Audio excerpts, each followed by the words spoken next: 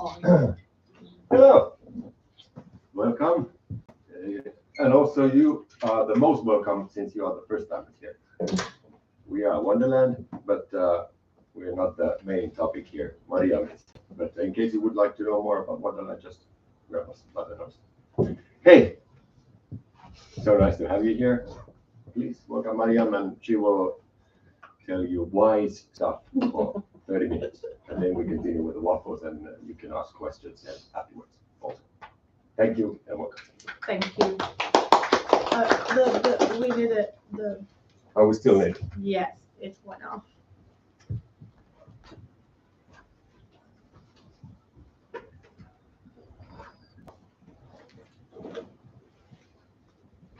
I guess we need to restart the whole thing. All right. I'm Mariam, as already introduced, and it was very nice to get to know all of you a little bit off screen. And today, what we're going to talk about is resilient growth. As I was hearing about what you all did, you did very exciting things from marketing to sales, and something with tourists that will be explained later. But yeah, these are all things that are relevant, or when we talk about growth in a company. And perhaps some of you work much more closely with the strategy of growth than others. So, but the idea is that we all get some common understanding regarding this topic that you could take back to your work. Or my personal hope here is that one of these tools or framework or ideas that I will share will leave you with something useful that you can take back to your work already today, or you can harass your colleague with this wonderful ideas that they should implement. I would need my glasses for this, but then I couldn't see you. So I will sacrifice this so I can see you all. But we are now talking about growth and this sort of resilient growth. And this is our small 5-point agenda for today. Brief introductions, and then we're going to talk about this search for growth. What does it mean? Why is it relevant? And then we're going to talk about this ecosystem-led growth. I'm going to share a couple of case examples and then some frameworks to get you started. A little bit about myself is nowadays I'm CEO at this Tindu OU. And before that, I've been working in different startups and scale-ups and setting up partnership operation across the ocean from here to Silicon Valley and the Middle East and Africa and so on in different kind of forms with both large and small company. I think we actually did a project with Accenture maybe 7 years ago in one of my previous company. So and then with maybe much more specialized experience in education technology company, or like learning companies and so on. And perhaps there would be something more during this talk that I'll discover about myself, or worth sharing. Yeah, so my first question here is, who here has direct responsibility for growth in their company? Okay, all right. We can maybe start here. What does that look like in practice? That's quite a wide question. I'm the sales and marketing director of our hospitality group. So many like direct, obviously, like, you know, we have sales budgets that we need to meet and grow, and growing the company as well, opening new units and stuff like that. There's been like much discussion about the recession and the changes in the market and so forth. So has that had much impact on kind of like how you are approaching meeting your budgetary targets this year? Yes, absolutely. The kind of operational environment keeps changing all the time, and that affects kind of the growth a little, also like in which direction we're going. So maybe the things we've done in the past don't work nowadays anymore, like post-COVID and stuff. Because obviously the hospitality industry was like greatly influenced by that. So Yeah, very right. Rightly so. Thank you. Would you like to? Me. Yes. Yeah, I'm in charge of sales in Finland and Estonia, lighting sector. And like we already spoke a little bit, it has been a little difficult times last 6 months because of the building sector has plummeted and still going down. And now we are a little bit thinking that maybe we should find other branches where to go, because mostly we are working with the architects and interior designers and lighting electrical designers. So now I'm a little bit moving also into contacting installer companies to hope to keep our projects going on with our products and maybe get our products into new projects through installers also. And I have been really bad in Estonia because we started Estonia during COVID. So it has been like 2 years not going there. And it's mentally wise totally different than Finland. So I'm trying to find maybe agent or whatever, something to help us to get in to the market, which has been really difficult. yeah, I can second that because we have 2 restaurants in Estonia, and it's really interesting how different it is. Yeah. It's so close, but like a very different culture and business environment. Yeah, so that's why I need to figure out what to do in Estonia, and it has been really difficult so far. So Yeah. let's see how it goes. Yeah. One more question for you. Do you think that there was something that you, the company, or you could have done to predict this kind of outcomes in Estonia? Basically, yes, because I spoke with few friends that are from Estonia, or interior designers, and they told me that it's totally different mentality there, and it's really difficult to get in because they are working mainly with companies which are located in Estonia, and we are located in Helsinki, which is so far away, 1.5 hours with the ferry. So, but it feels like a huge distance, and like mentally, there's still those old Soviet time architect offices or owners, and they are really strict with their way of working. But there are a lot of new companies which I would like to start, like young persons which are much more open to new ideas and things like that. Yeah. But I have been struggling a little bit, or quite a lot, and try to find some way to get in. I have a few leads there, and I should go and meet them, and let's see how it goes. Okay. Thank you for sharing. Yes, you had your hand up. Yeah, CEO responsibility. So Everything. yeah. So So revenue, profit, people, everything. And actually, when we moved to Wonderland last October, it's a little bit helped our situation. We were last year we were behind the -10%, and we had 2 big premises before that, so it was easier. And I feel that our people are also more happier now because the new premises. So lower cost and better premises. So Very nice. so sort of advertisement. Paid ad. I think those are exactly the same reason. When I used to work here at Wonderland, was with the education company. We moved from a big office in Töölö to here as well during COVID. Yeah, I could also ask you too. In the past year, I've spoken with quite a few investors and so on. And for instance, this education is one of the market that they find the hardest to understand or even to work in.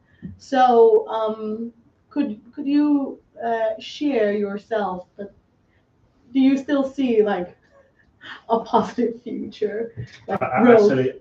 Actually, the issue comes. I believe that the issue comes from the challenges come from also from many companies because there is sort of like a silos or distance between the business leaders and the HR or HRD.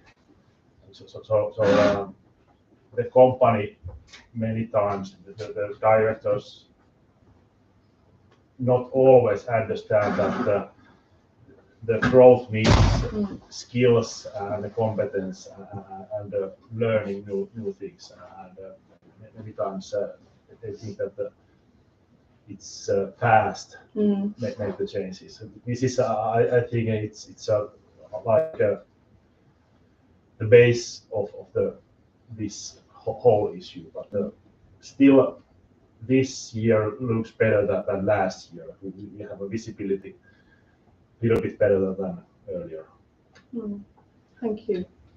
Good to hear. Yeah, thank you for sharing. So we had quite a varied group of people in different roles, marketing, sales, and CEO responsibility for growth. But in any way, I think that one of the best thing in terms of company operation is that everyone in the company see themselves in the growth story of the company or see their own impact in the growth operations of the company. So even those who didn't raise their hand, you are just as much part of this story. And growth is one of those things that is like that attracts a lot of attention, especially when you talk about revenue and profits. Of course, there can be a bit of a debate about the stuff that comes underneath it, like you were talking about the people development and drawing that line directly to the business impact and so on. But this business impact is something that matters a great deal. It affects like how compensation is set. It affects how the company can attract talent and so on. Growth is essentially the lifeblood of a company, and if a company is not growing, then it's definitely dying in that way. So we're all pursuing growth. And what has now been like interesting, maybe during this COVID times, is not only this macroeconomic changes in the market, but also they've forced companies to, or like even leaders in companies to reevaluate how we are reaching this growth. And it's not just about doing everything at all costs, because like, well, capital got much more expensive to get and so on. So even for service providers like us, drawing the line directly to how they get business benefits and so on, whether it's in cost savings or revenue generating, is something that has come to more sharper focus. One thing that's also been interesting is this like buzzword, a little bit of resilient growth. And I think what they're trying to say is that that's the kind of growth that survives during this macroeconomic challenges or difficulty that we are talking about. That's the kind of growth that continues on regardless of, well, what's going on in the market, or maybe even gain strength from that. There are some industries, for instance, even during this COVID or this time where growth for many companies has slowed down. For many other type of company, growth has skyrocketed because there are specific type of product and services that are just naturally geared to do better in recession. What is now like being the big topic to look at is that are all growth good? The growth that we get as a company today, do they continue to generate value for tomorrow? We were talking with Pepe just now about the shared economy industry, which has been like talked about as the bedrock of society just before COVID. But then, as much as it has grown, there are some elements of how the business model has been designed in that industry that is now starting to cause crack in that economic framework. And so this is something that we are now here are starting to look at. How do we look at the market challenges that we have, and how do we still find a way to play and to win? And what we are now identifying is that this kind of ecosystem approach to growth is something that creates a positive multiplier effect in a way that strengthens the growth of a company, or takes whatever you're already doing and adds, multiplies the impact of it. And this ecosystem, growth ecosystem, is talking about how do you take all the stakeholders in your network and how do you build operations around it to turn it into growth enabling function. And when we look at some of the methods that you have in your pocket now, we were talking about how are you going to reach your growth? We're talking a lot about product-led growth or sales-led growth, or are we going to do more inbound? Are we going to do more outbound? Are we going to invest more in brand building, or are we going to invest more in solution sales? Ecosystem growth is not saying that we have to choose one of these things, but it's saying that what are the resources at your disposal that you can use to get the best advantage of all of this? Everyone who has like growth targets here know that you have limited resources for how you are going to do it, and that's what forces the choice. The investment that you have to do inbound sales is gone when you invested in that. You have to find a new investment to do outbound sales, or to establish a local subsidiary here or the other. Resources are not infinite.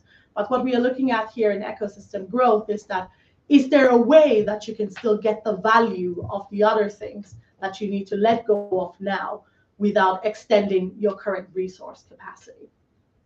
And what ecosystem growth is proposing is that, how are you going to be able to do, can you do that with partners, for example? Can you do that in a way that you can gain a lot more competitive advantage than what other players on the market are doing? Many of the growth things that we looked at now, like product-led growth or sales-led growth, we realize, anybody who's doing any kind of sales realize that there's a huge saturation in the market. Just because of how technology has grown, anybody can create a new solution in a flash. Anybody can do massive sales outreach. Everyone here gets those like inbound or outbound sales requests 20 times a day. But how many do you respond to? Not many. So with this difficult macroeconomic challenges, at the same time, there's been a huge resistance from customers in terms of how they buy and what they buy. And there's been a lot more focus on the outset on being able to show as much value as possible before they spend their limited resources. So as business operator in this way, how do you stand out more? How do you stand out better? In education technology, for example, during the COVID, I'm sure you're aware that at least 100 new edtech solutions popped up. And the biggest competitive element there was pricing. Everyone could price you out of the market, and they can go as low as possible. But then what does that leave you with? Can you, as an organization, find another way to compete other than price? Can you find other method to stand out in the saturation of the market, or to compete with the limited budget other than price? And so that's what we are talking about here with ecosystem growth. It is a method for putting the customer in the center in a way that your message reaches them better, reaches them through channels that they already trust and recognize, and channels that they are invested in. McKinsey, for example, foresees that most of the sales that will take place in the next 25 years has to come from an integrated ecosystem. And if you are not part of that ecosystem, it's going to be very difficult for you to reach the market or for you to grow your business. So the options that are left is that, can you create that ecosystem, or can you become plugged in to a network where your buyers already have a higher willingness to buy? Or can you become part of sales budgets with networks that already exist? Ooh, I got really thirsty. I have a coffee somewhere. Yes. So ecosystem-led growth here is telling us about how to understand or how to get through the door with the customer much easier, much faster, with a stronger message. And here we're going to talk about some examples of what does this look like in practice. I know this sounds really like esoteric and broad, but maybe we can look at some examples to draw us closer to one another, and we get a better understanding of what I'm trying to describe here. How many people know what this fusion is? Okay. So this fusion is an ecosystem created by Reactor before the change in the market condition. In Finland, for example, technology service providers were doing extremely well. And now that there has been this, change in the market, and developers can pretty much be found for €5 from any country in the world, the demand for their service or their market share of large companies like Reactor have been eating into a great deal. So in taking this ecosystem approach, what did they do? They drew a broader map of their customer operation ecosystem, thinking, what are all the service that our customer need to consume in order to keep their business running? And how can we be the center of providing that service? Even though their primary service is providing this digital technology infrastructure and services and so on, but they stepped a little bit outside of their role to look broadly at their own customer operations. So for their customer, they have all manners of service. They need to recruit. They need to do training. They need to do strategy consulting, whatever those are. And then they Reactor created this fusion as a kind of investment bucket or ecosystem group to invest into singular service providers so that they could provide this fuller portfolio of service for their customer. And that when their customer comes in through any of the services, they become part of Reactor's own integrated network and never have any reason to leave.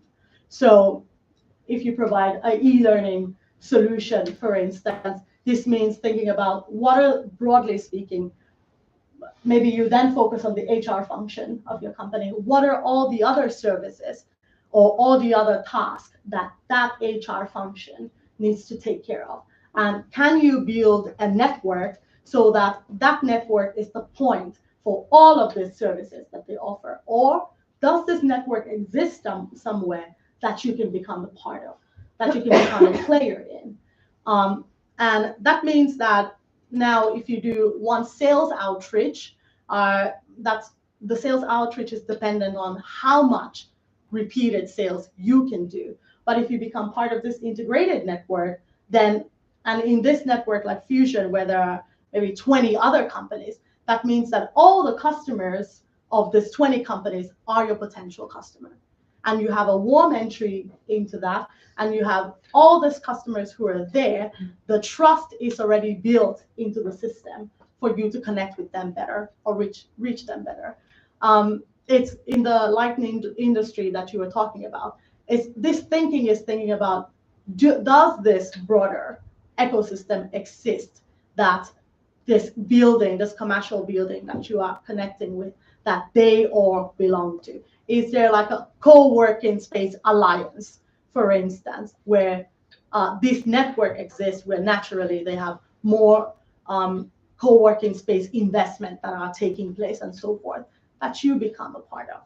So ecosystem thinking is not that you sacrifice what you're already doing that works, but it's being a bit more clever, that where can you get more bang for your buck?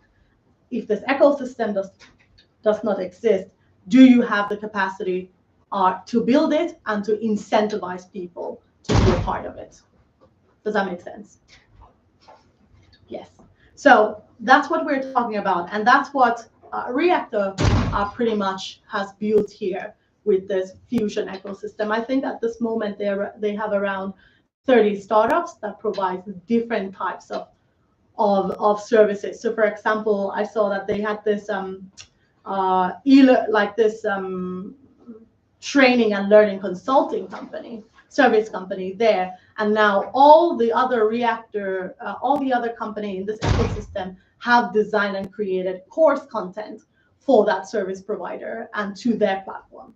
And as you who work in e-learning know, that more and more customers don't just want the platform, they want content. And if you are, well, it raises the bar just a little bit more to compete with this type of service that has all the different type of content that the consumers want, than making the pitch that we're going to build a new one for you. So this is the kind of competitive advantage that they are gaining here. And is this thinking only for big companies? No. You don't have to be Reactor and have, I don't know, 1 million, 20 million euro play money to do this type of thing. But even smaller, oh, I'm missing an image here. Smaller companies can do this. Can do this also. There was supposed to be a picture here. I don't know where it went. It's a company called Skylark from the UK. So they do about just under 5 million euro ARR at this stage.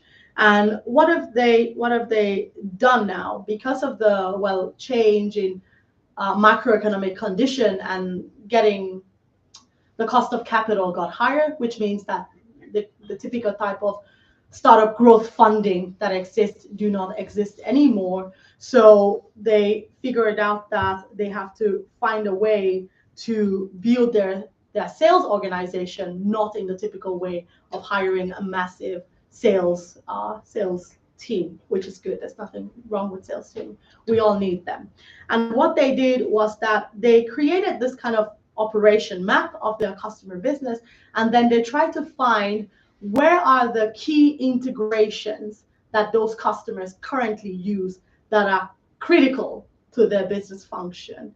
And so they made a business case pitch to this integration company. Now, everyone who has a technology company, everyone does integration, but it's not just about providing that integration as a checkbox, but turning that integration into a channel of business growth for you. So they, because of how open APIs and so forth, they made this integration, and then they made a business case to this integration provider with this customer operation map that they built, and they showed all the overlaps. I think it was about 100 companies or 100 prospects which overlapped between their business and that integrator, that other company that they integrated with, their potential customer.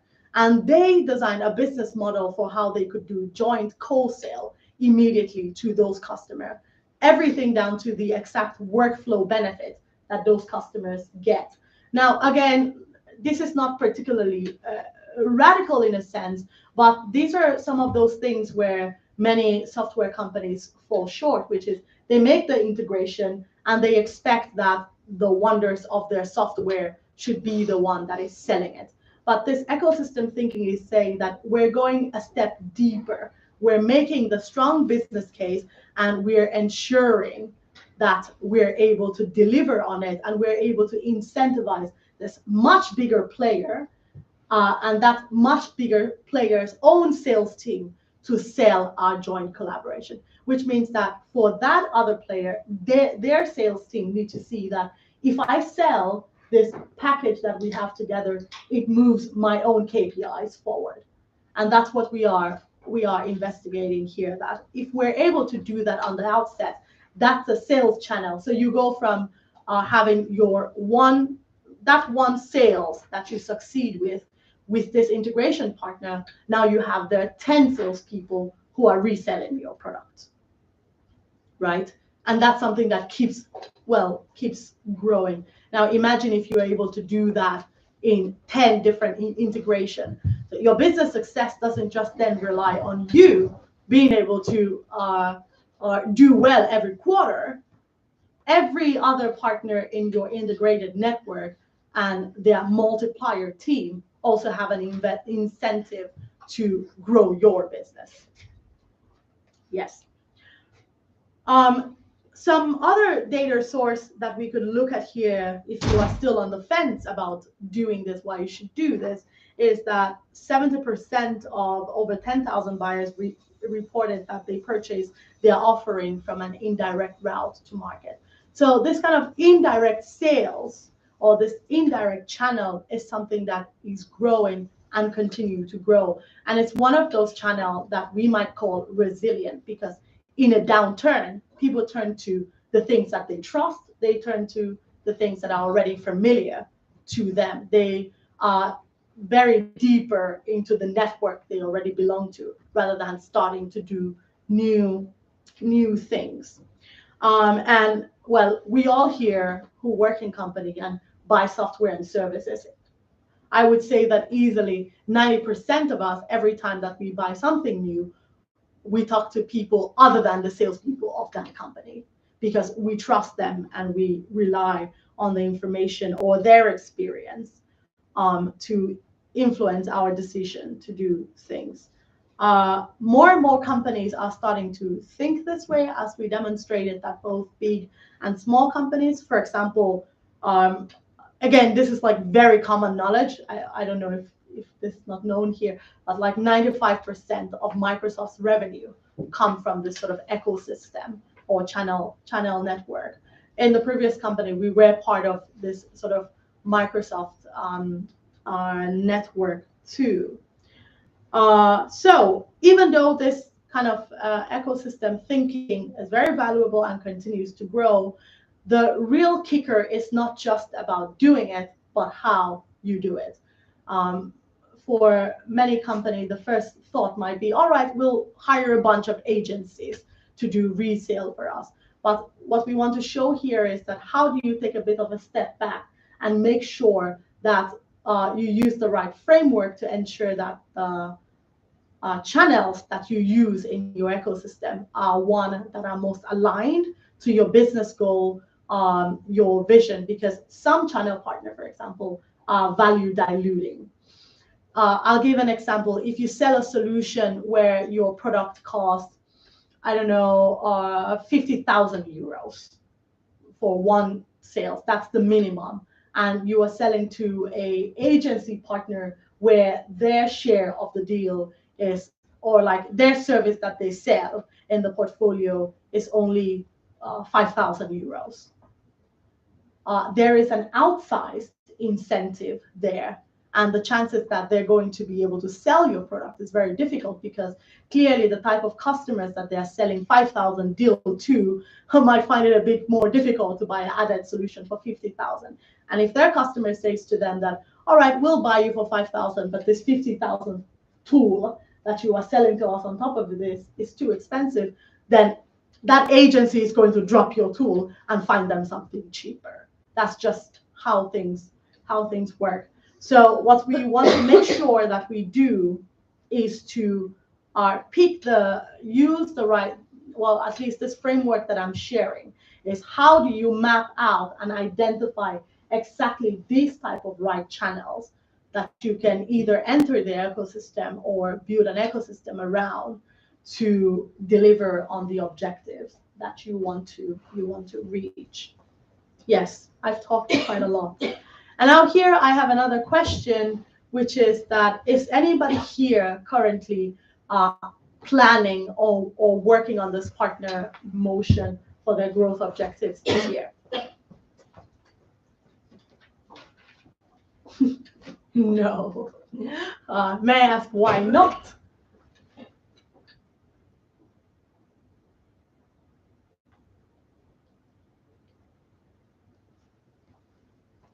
There are no wrong answers. I don't know, maybe it's not like conventionally done in our industry. Probably just no one thought of it. Too focused on the kind of like core business, I guess. Doing things the traditional way, so to speak. Interesting. I have worked in some ecosystems, and mainly regarding training partners and different kinds, because training is so wide, so there are different kind of players. But I feel that the issue has been the money and agreement, how we are sharing the cost, who is taking care of the customers, how to profit sharing, for example. So it creates a hassle and sort of I don't know, so some kind of challenge when money comes inside in this kind of ecosystem. But maybe it's because of the too light agreements between the. Yes. Yeah. Yes, that makes sense. Or even like who pays the money for this stuff. Yes. This is true. This is also something that I have experienced there. In my work, some of the customers that we work with, what I've noticed is that we end up in this situation when the real customer is not known before the agreements are signed. And yes. And for example, who is owning if the ecosystem is building something new? Who is owning the new thing? When the customer is interested, so how to share? Is it because it's always like a maybe volunteer-based groups activities. It's never like equal divided to tasks. So. There's always someone who is doing more. One of the thought that is coming out of there now, this sector now, is that the one who is the strongest in the ecosystem should be the one who eats the least. So, for instance, in the Salesforce network, ecosystem, they say that they make €1 on every €3 that the ecosystem makes. And that's something that is like a very, very powerful incentive, because they understand that they're building a much more long-term, much more resilient business. And they want to ensure that the people in the ecosystem work for them more, right? And so they demonstrate that by doing most of the work and getting list of the money. But in the long run, they gain most of the market share.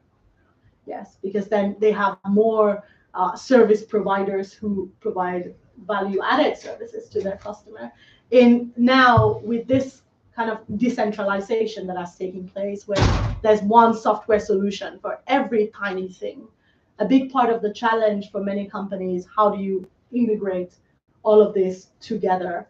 But not only that, I think lots of in this product-led growth, it's really underestimated what it takes for people in a company to learn new tool and to put it to use in the maximum, most optimal way, right? And for an integrator like Salesforce, that's what they get, being able to bring more partners in to do this integration work or this smoothing over, because the more the customers succeed with their solution, the longer they stay, right? And the less the churn. So I guess that's like primarily the thinking is that the one who is the core of the ecosystem has to take this mindset that this is not like one-time transactional, but that they are looking at long-term growth and long-term market share ownership, and then they're willing to invest the work and the effort that is needed now so that everybody else can have value in it. Yes, but maybe then the challenge is that the bigger the player, the less likely that they have this thinking. Yeah. Yes. So yeah, these are some of the things that you were talking about, that there are many elements in this. What type of contracts are drawn? Are they just like nice to have LOIs, or actually something really concrete? What's the partner type? Do you do a co-marketing? What KPIs do you use to measure the success of that? For instance, you were in Superstar. Tell me again what the company did. We're a hospitality group, so we own and operate restaurants, event venues, stuff like that. Okay, yeah. I was thinking about yours, that this sort of like co-marketing motions that you could, these are like extended partnership things, and what does that look like? What kind of revenue sharing could take place there, or how do you even measure the effectiveness of any of this, and how do you draw the link between them and revenue and so on? So these are many of the things. Or account mapping, which is a really big part of the first step that you do in this. You want to make sure that before you sign on any dotted line, that when you place those customers that you want to reach and their customer, there is a real meaningful overlap, and that's the market that you can concretely serve together. And those customer segments that overlap, then they need to be able to have the buying capacity to pay enough so that you and your partners succeed in the business, right? And these are the sort of thing that you discover with this kind of account mapping and so on. So now to the real thing, which I wanted to actually share, other than this like earlier like waxing lyrical, is actually the real concrete framework. What can you do? You don't have to take a big leap immediately, but you can take some first step to think that, is there something here?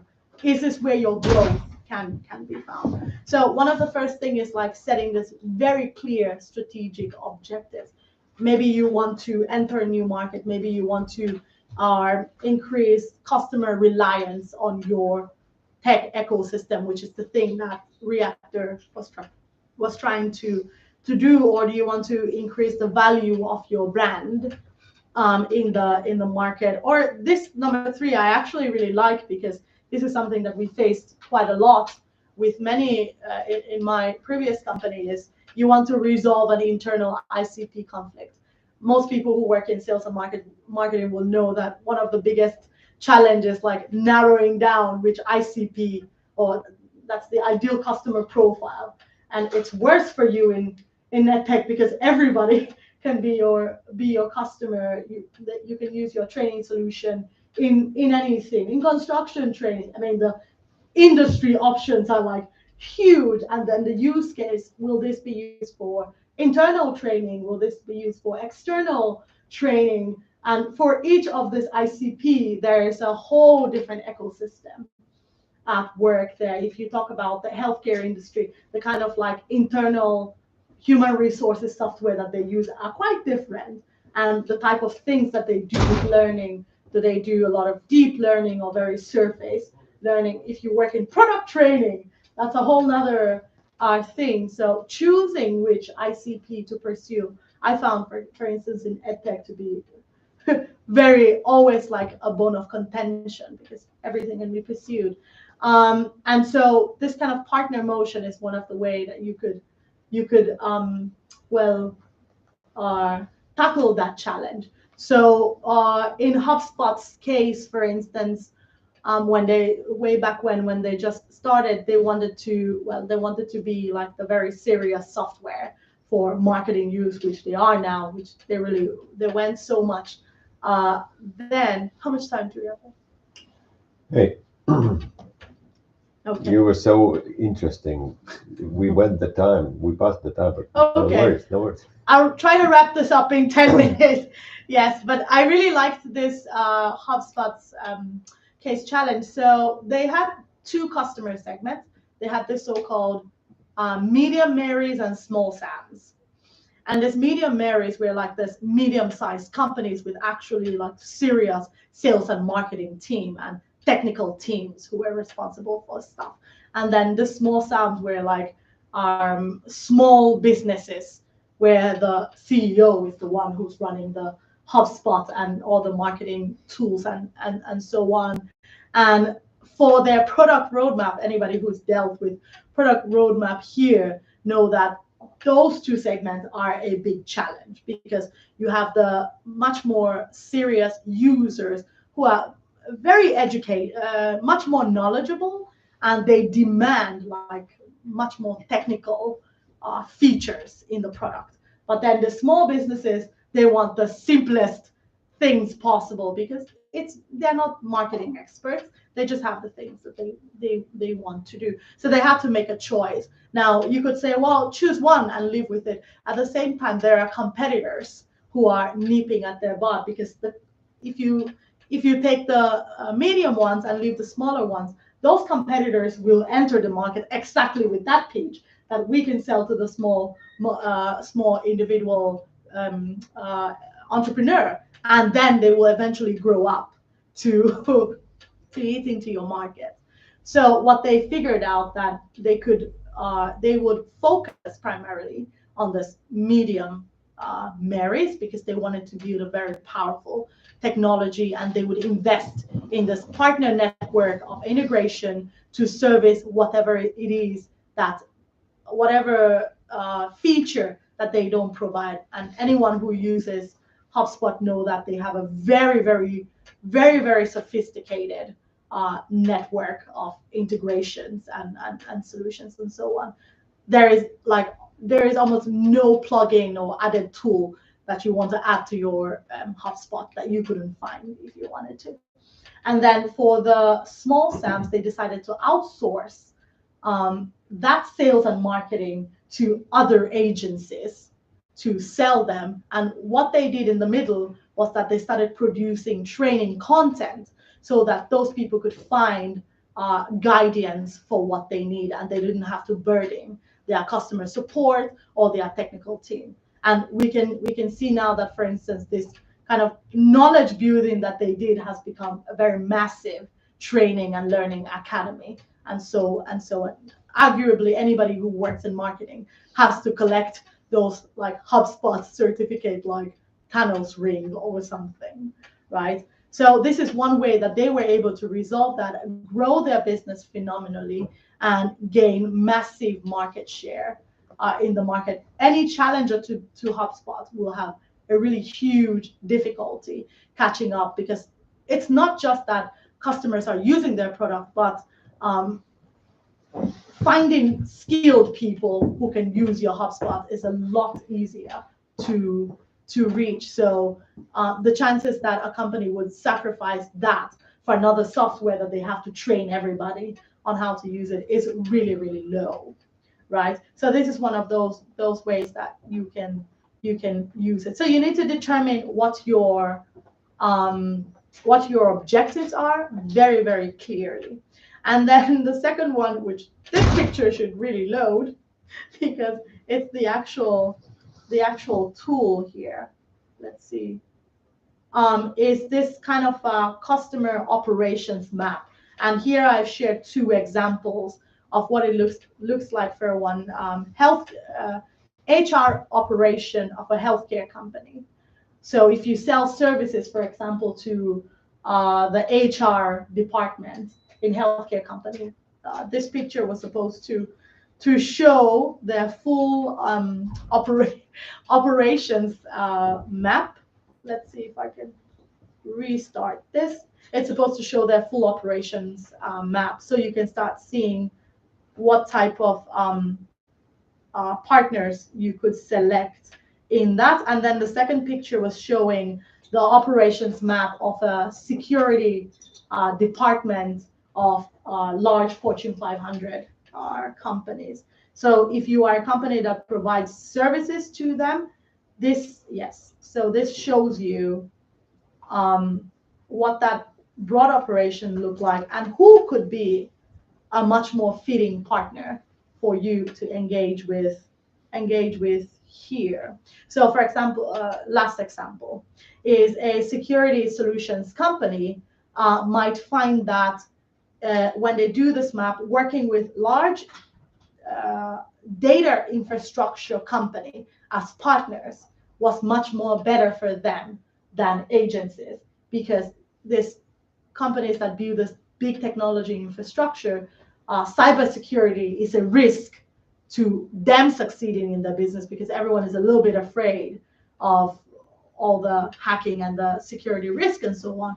So a cybersecurity company making a pitch to partner with them is exactly the right fit, because it strengthens their value proposition. And at the same time, this small cybersecurity company can have access to a large amount of portfolio of customers that this data infrastructure company already has and has already built. So the incentive to work together there is very, very strong immediately, and also there is a portfolio of companies to sell to. And now that infrastructure company, their sales team, it's a no-brainer for them to bundle with the security company solution consistently.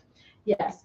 And yes, so that's that tool. And this is the last account mapping tool. So for each of those operation item, you would do this like overlay of your prospective customers with theirs to figure out that portfolio of customers you could reach out to. And these are some examples of some motions that you could then decide to do. So you who want to do better in Estonia, and this is I would suggest this sort of like operations mapping from your customers' point of view, and then figure out what are those prospective in that broader operation scope, where are those operation function where there would be company whose service will be strengthened by partnering with you, and then you have their sales team doing the job rather than you, because they're already in the market, they know it better, and they have the trust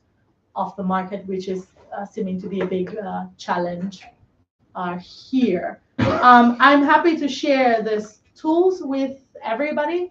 At the end of this thing, we can send an email. But if there is something I want you to leave you with, is that it's not the doing it that is the thing, but it's the doing it well. And there are tools for ensuring that it can be done well. And don't be afraid to say no to partners that are not a fit. It's better.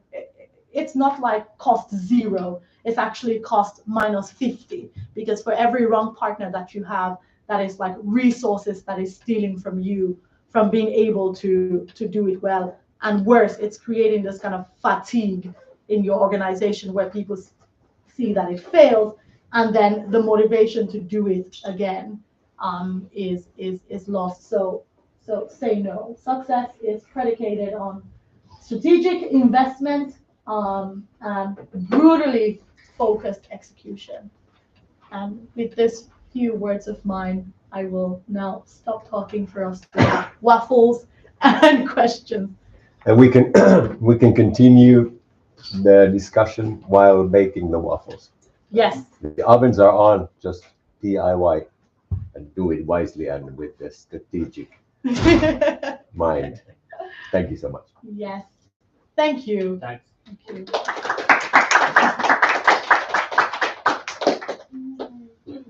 Questions, comments?